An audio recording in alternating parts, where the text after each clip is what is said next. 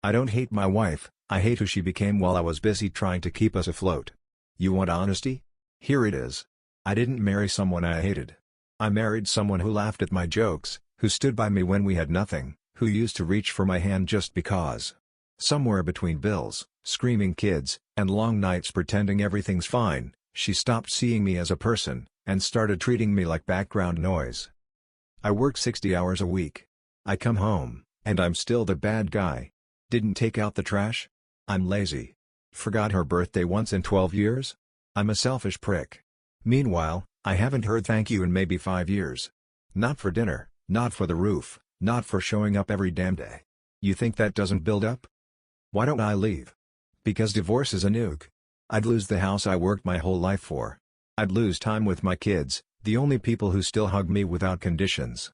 I'd lose half of everything, including my peace, just to gain back a silence that already exists in my own home. So no, I'm not divorced. But don't confuse that with happiness. I stay because I still believe, maybe stupidly, that some part of the woman I married is still in there. Or maybe I stay because giving up would mean she was right about me all along. Either way, I'm not proud of it. I'm just tired. What's a boring skill that secretly makes your life 10 times easier? You might roll your eyes when you hear this one, but it literally saved me from daily stress. A couple years ago, I was constantly late. Not dramatically late, just always a little late. 5 minutes here, 10 minutes there, meetings, dates, catching the train. I was in a never-ending rush. The worst part? I always blamed traffic, my phone, or just a crazy day. But deep down, I knew the problem was me. Then someone asked me, "Do you ever time yourself doing basic things?" I was like, huh?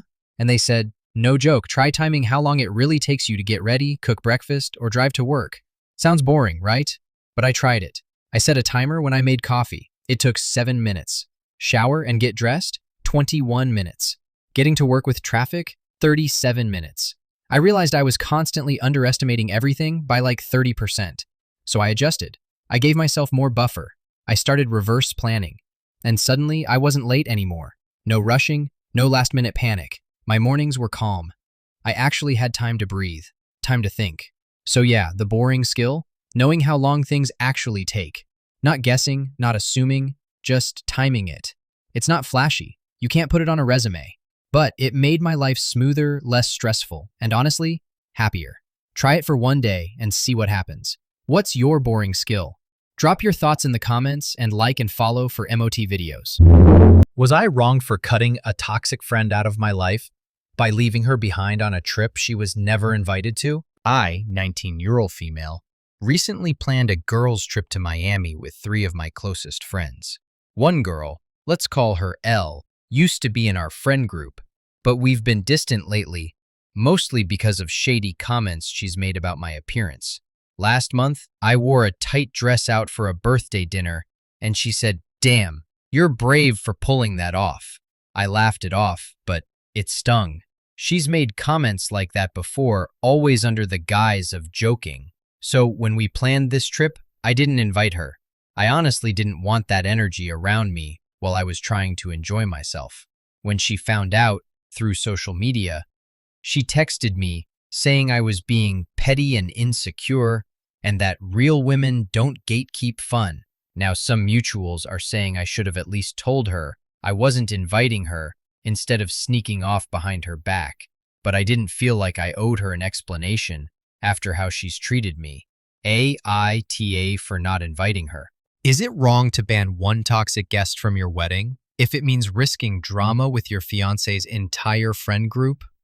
I, 26 male, and my fiance, 28 female, are set to get married within the next year. While we were working on our invitations, we ran into a problem. One of her friends, let's call her Emily, has the worst boyfriend in the world. He's insanely rude, completely misogynistic, and just an all-around deadbeat. During the first year of our relationship, Emily used to call us all the time, venting about this guy. We'll call him Rick. She said he would stalk her at bars, do all kinds of weird stuff, and honestly, almost like an African wild dog, he wore her down until she gave in and started dating him. Anyway, during all of that, I said a lot about Rick, which, as you can imagine, didn't go over well. Ever since then, Emily has excluded me from all events involving my fiance's friend group. It's never been confirmed, but I'm pretty sure it's because of how openly I hate Rick. Like and follow for part 2. It's never been confirmed, but I'm pretty sure it's because of how openly I hate Rick. Anyway, things came to a head when we were finalizing the guest list. I said, flat out, Rick is not coming to our wedding. Period.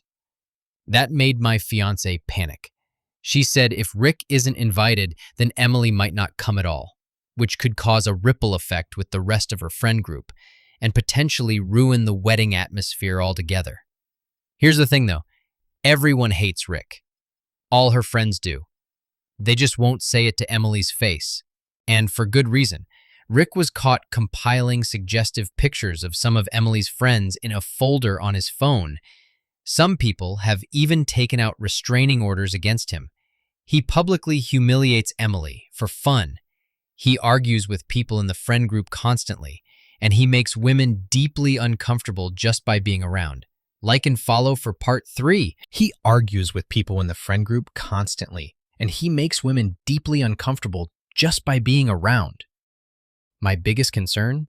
My side of the family is entirely women, including my 2 young daughters. The last thing I want is for my fiancée to feel uneasy on her own wedding day.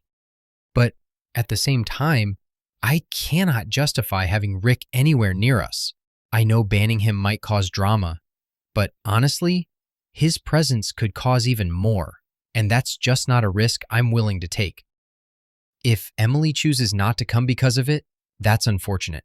But should we really be guilted into tolerating someone toxic just to keep the peace? So now I'm stuck. Where's the line between avoiding drama and protecting our own space and our sanity? Am I the asshole? Drop your thoughts in the comments. Like and follow for more videos. Is it wrong to ask a friend to stop complimenting my body if those compliments make me uncomfortable? I, 31-year female, gave birth earlier this year.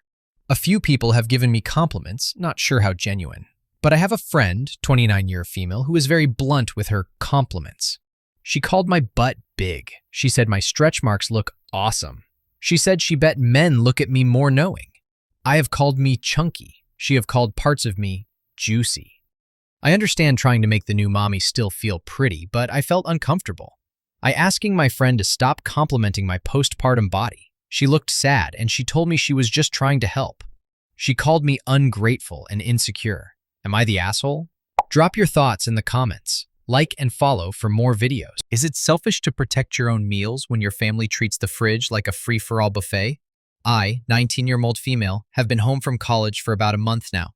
I live at home with my mom, her boyfriend, my 2 younger sisters, both 15-year-old female, and her boyfriend's 2 sons, 13-year-old male and 12-year-old male.